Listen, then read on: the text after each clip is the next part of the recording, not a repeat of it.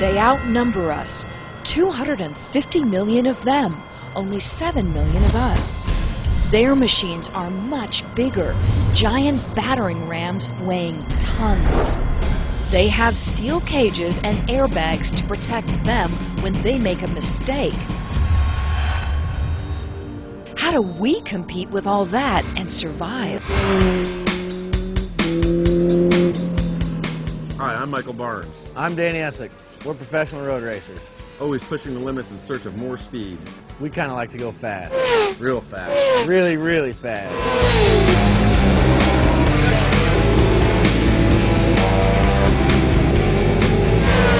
You may not know it, but there's all sorts of things we do to make riding like this as safe as possible. And a lot of these things apply in the real world, too. So for the next few minutes, stick with us as we offer up some ideas that can help you keep the rubber side down where it belongs. Before every ride, you have 3 things to prepare. Your bike, your body, and your brain. I never throw a leg over a bike unless I know it's ready. And the same is true for your street ride, and you don't have to be a master mechanic to do it either. The most critical thing is tire pressure. Having an overinflated or underinflated tire could be very dangerous.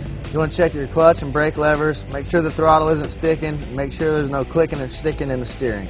You want to check your fluid levels, make sure there's no leaks, and have the proper chain or belt tension. And on your street bike, you always want to check your lights and your horn. Check your brake pads to be sure they're not too worn down. And if your bike is older, be sure to check the tire sidewalls for cracking. You want to replace them long before they start to look like this.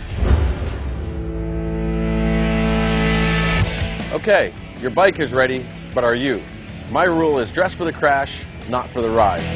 First off, you want to have a DOT legal helmet, protective boots, a leather armored jacket, gloves, and don't forget eye protection if you don't have a full face helmet. Ever hear the term race face? It's the don't bug me look racers get before the green flag. In here, we're always working to push out everything except for the task at hand. Do the same thing on the street.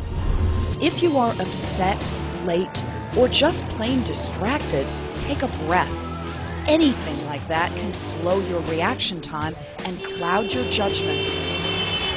So my rule is, don't turn the key until you've turned off the noise.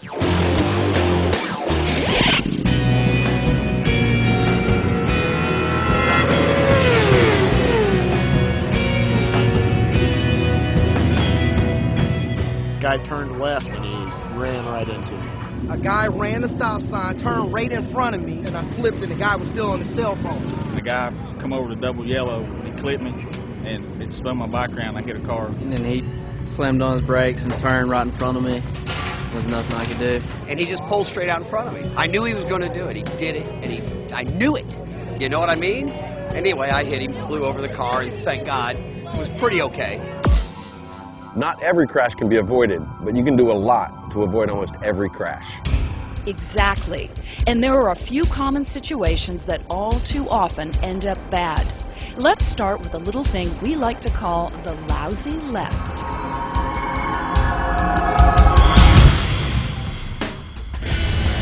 First, if you always assume they're gonna turn, you'll react a second or two faster if they do.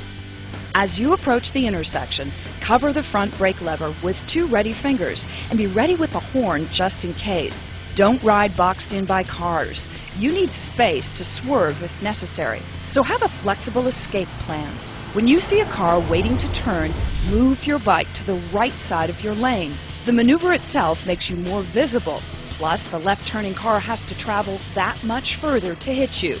Finally, take the time to practice emergency braking in a safe, controlled environment. You don't want a lack of skill to make you crash while you're trying to avoid crashing.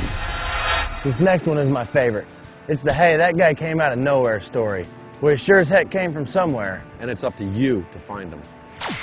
Those gaps between parked cars are your danger zones. Driveways, alleys, you name it. The parked cars and trucks help block the merging driver from seeing you. So if there's a second lane to your left, ride there.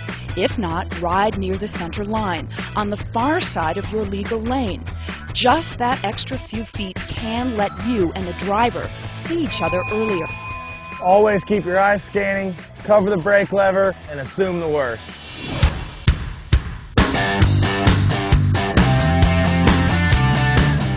What's the fastest way to change how your motorcycle works? Carry a passenger. You need to build your two-up skills by practicing someplace safe like this before inviting a passenger the first time. Since the center of gravity is now higher, your bike is going to feel less stable, especially at lower speeds. So the best way your passengers can help is by sitting still. No matter what you ride, out on the road, your bike is now going to be slower to accelerate. It'll take way longer to bring to a stop, and the steering will feel heavier in turns. You need to plan further ahead, focus on your balance, and be extra smooth with your inputs. This is not just for safety, it'll also make your guests' ride more comfortable.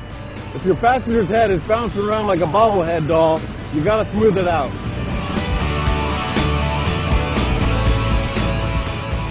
And smooth is also the way to be on a sport ride or track day. Just like a passenger, your bike hates being upset by abrupt or jerky inputs.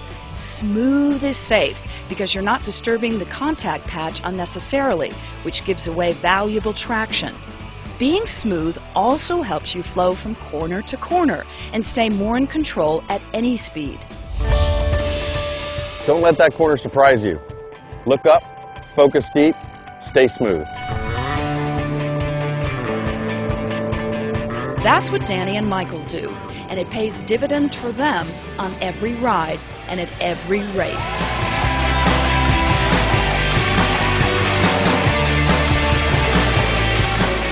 Well, we got to get ready for the next race, so that's all we have time for today. You can find out a lot more at msf-usa.org. And remember, never drink and ride. Take every ride seriously and practice your skills. And we'll see you at the races.